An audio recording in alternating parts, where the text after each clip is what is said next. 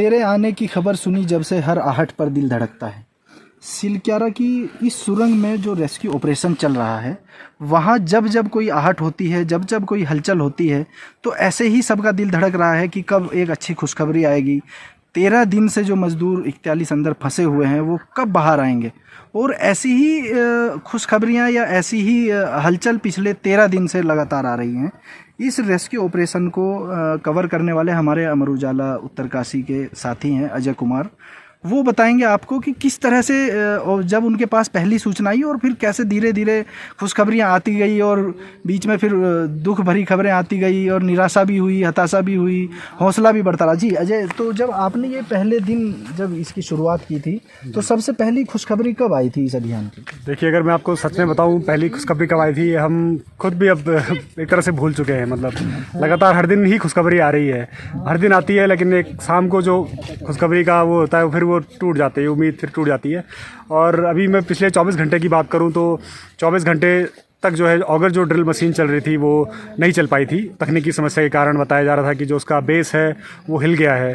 तो बेस हिला था, उसके बाद उस पर रात भर काम हुआ, फिर आज जो दोबारा से प्रयास हुए और शाम आते आते एकदम पूरी सबकी निगाहें हमारे फ़ोन घनघनाने लगे। एकदम से लोग हमसे पूछने लगे कि आखिर कब जो है वो पल आ रहा है कि जब ये रेस्क्यू ऑपरेशन ख़त्म होगा। और शाम आते आते अब ये सूचना आ गई कि जो दोबारा से प्रयास किया जा रहा था वो एक तरह से विफल हो गया है। जो ऑगर मशीन है उसके आगे जो आयरन रॉड वगैरह और पाइप वगैरह हैं वो आ गए, और उस तरह से अभी भी इस पर संशय बना हुआ है कि एक तड़के जो कल तक सुबह होगी उसमें भी ये ऑपरेशन खत्म हो पाएगा या नहीं हो पाएगा। तो ये एक संशय बना हुआ है लगातार। अजय, आपने जो बात की है अभी कि auger machine, American auger machine जो है, तो अमेरिकन ऑगर मशीन मतलब ये किस तरह से काम करती है और ये मतलब क्या इस अभियान में कितनी महत्वपूर्ण साबित हो रही है? जी, मैं अगर आपको बताऊं, ये जो अमेरिकी ऑगर मशीन है, दिल्ली से इस मशीन को खास तौर पे वायुसेना के जो हरक्यूलिस विमान है उनसे 3 खेप में मंगवाया गया था यहाँ पर। और एक बड़ी उम्मीद इस मशीन से है सभी को कि यहाँ पर जो ड्रिलिंग का काम इससे किया जा रहा है वो जल्द पूरा होगा। लेकिन जो भूस्खलन जो हुआ था वो बहुत ही भारी एक भूस्खलन कह सकते हैं आप उसको, सुरंग के अंदर हुआ था।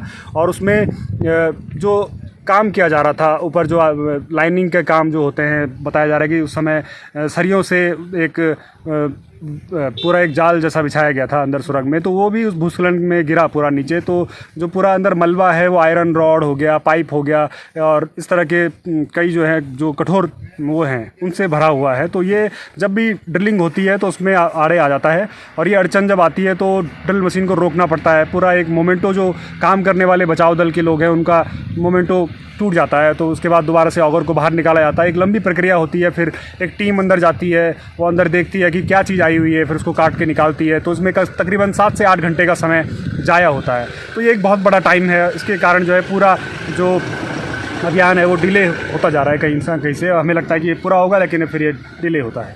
जी अजय, आपने 7 से 8 घंटे की बात कही है, ये बड़ी महत्वपूर्ण बात है। अभी भी जो बता रहे हैं कि सामने कोई अवरोध आ गया है, लोहे की कोई रॉड आ गई है, उसको हटाने का काम चल रहा है। तो आप क्या मानते हैं कि मतलब ये क्या आखिरी बाधा होगी इस अभियान की, या अभी और भी बाधाएं आ सकती हैं? जी, जो हमारी बातचीत हुई है, शाम को ही मैंने बातचीत की थी यहाँ पर। जो NHIDCL हैं उसके महाप्रबंधक हैं कर्नल दीपक पाटिल, जो इस अभियान को पूरी तरह से देख रहे हैं, उनसे हमारी बात हुई। तो उनका ये कहना था कि जो शाम को उसमें जो अड़चन आई है उसमें लगातार बता रहे थे वो कि इस तरह के कई अंदर अवरोधक हैं। मतलब जो स्टील के बता रहे थे, स्टील स्ट्रक्चर ऐसे अंदर कुछ हैं, आयरन रॉड है, पाइप है, 25 mm तक की बता रहे थे, सरिया वगैरह वहाँ कई सारी हैं। तो अभी ये हम कुछ नहीं कह सकते हैं कि ये आखिरी होगा या कोई और अड़चन आ जाएगी। हालांकि ये दूरी बहुत कम बची है, अब केवल 9 से 10 मीटर की दूरी है, जिसमें शायद 1 या 2 पाइप लगना है। लेकिन ये दूरी बहुत कम है और इसमें कितने अवरोध अभी और आएंगे ये कुछ कह नहीं सकते हैं, ये बिल्कुल अभी संशय है। अच्छा, जैसे मज़दूरों की अगर अंदर क्या स्थिति है उसकी हम बात करें तो बीच बीच में कई बार खबरें आई हैं कि वो बीमार हो रहे हैं, कभी वो कुछ मांग रहे हैं खाने के लिए और उन्हें नहीं दिया जा पा रहा है। तो इसमें क्या अपडेट आया है? अभी क्या उनको खाने को दिया जा रहा है? अगर मज़दूरों की बात करें तो 9 दिन तक, तकरीबन 9 दिन तक वो 4 इंच की पाइपलाइन से उनको खाया जा रहा था। उसके बाद यहाँ पर एक 6 इंच की अलग से एक पाइपलाइन लगाई गई, और जब से वो पाइपलाइन शुरू हुई है तब से उनको पका हुआ भोजन भी दिया जा रहा है, जो बोतल के माध्यम से, उसमें चाहे खिचड़ी हो या दाल वगैरह हो। आज सुबह की हम बात करें तो उनको दूध, ब्रेड और चने ये खाने के लिए दिए गए थे। और जो अगर कपड़ों की बात करें तो उन्हें कपड़े भी दिए गए हैं, बताया जा रहा है कि वो पहली बार नहाए भी हैं आज, तो ये एक सुखद खबर है। अब उनका शायद मुझे लगता है कि इस तरह की कोई दिक्कतें उनको ज़्यादा नहीं होंगी, और कुछ दिन में अगर ये अगले पलों में, कुछ क्षणों में अगर ये ऑपरेशन ख़त्म होता है तो बहुत अच्छा रहेगा। बिल्कुल, हम भी यही चाहते हैं कि ये ऑपरेशन जल्द से जल्द ख़त्म हो, उन परिजनों का भी एक इंतज़ार ख़त्म हो जो यहाँ पिछले 13 दिन से अपनों से मिलने के लिए इंतज़ार कर रहे हैं, टनल में रोज़ आते हैं, अपने परिजनों से बात करते हैं, अपने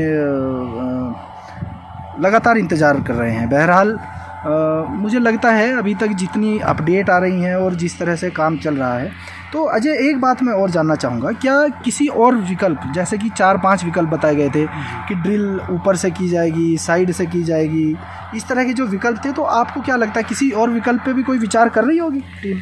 जी जी बिल्कुल, हमें जो एक शामी को एक सूचना मिली है कि यहाँ पर अभी तक जो 5-6 विकल्प, मैं कहूँगा 6 विकल्प पे काम किया जा रहा था, उनमें से जैसे ही ऑगर मशीन से थोड़ी सकारात्मक परिणाम आने शुरू हुए तो उन्होंने अन्य जो सारे विकल्प थे उन पे काम धीमा हो गया, एक उनमें धीमा काम हो गया था। हालांकि उन पे इंतजाम उनके पूरे थे, मशीनरी यहाँ पर आप पूरा देखेंगे तो जो यमुनोत्री हाईवे है सिलक्यारा का, कम से कम 2 से 2.5 किलोमीटर का दायरा है, वो पूरा मशीनों से खचाखच भरा हुआ है।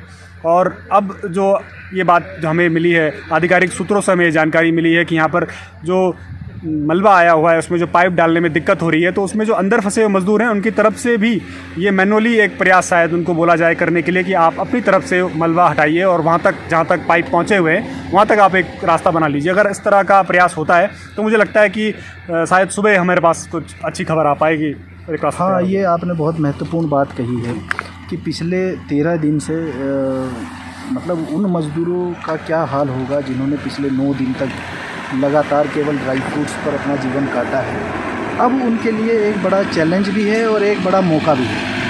अगर बचाव दल, NHIDCL या सरकार ये एक ऑप्शन बनाती है कि वो मज़दूर मैनुअली अंदर से मलबा हटाएं, तो मुझे लगता है कल एक अच्छी सुबह होने वाली है, एक अच्छी खुशखबरी आने वाली है। कैमरा पर्सन सूर्य प्रकाश के साथ सिलक्यारा से मैं आफ्ताब अजमल। अमर उजाला अब आपके टीवी पर भी।